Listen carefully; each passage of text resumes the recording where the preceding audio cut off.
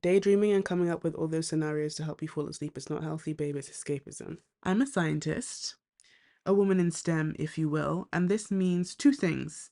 Number one, I look amazing in a lab coat.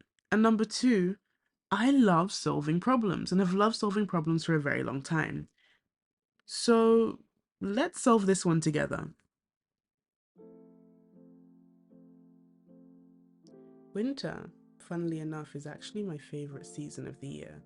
That is so long as I'm in Nigeria with my family, because I'm usually chilling with the animals and I can pretend that life isn't real and avoid reality back in London. Avoiding reality isn't a terrible thing, we all do it, and frivolity is an integral part of well being and maintaining our sanity. However, it gets to a point where sometimes you have to take a step back and ask yourself if the silliness in playing is getting toxic. With the whole new year, new me, it comes with a cycle, and often we don't consider how we're getting on throughout the year and in the other seasons. But recently, on reflection on the first half of this year, I found myself realizing that I am addicted to escapism. Escapism in itself is not a bad thing. We all have our vices. Maybe it's reading, maybe it's writing, maybe it's listening to music or watching shows or whatever else.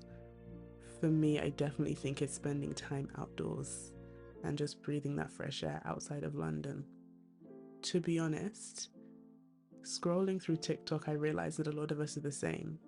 That we will come up with these different daydreams and fantasies in our heads to help ourselves disconnect, to help ourselves fall asleep. And these things aren't healthy when you realize that you're not living the life that you want to.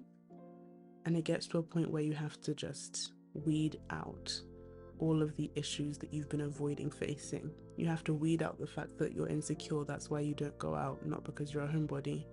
You have to weed out the fact that you are obsessed with the gym because you don't feel like your body is good enough. You have to weed out the fact that a lot of your tendencies are not because they're actually what you like, but it's because it's what you feel most comfortable doing.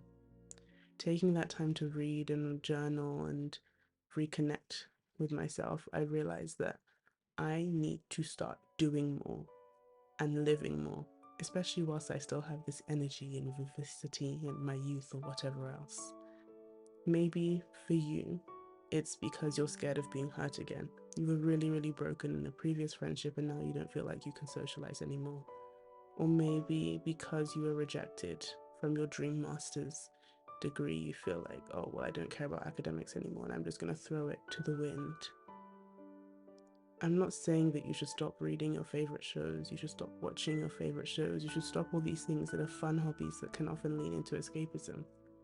What I am saying is that you need to consider the life that you want to live and question yourself. Are you taking the steps towards what you want to do?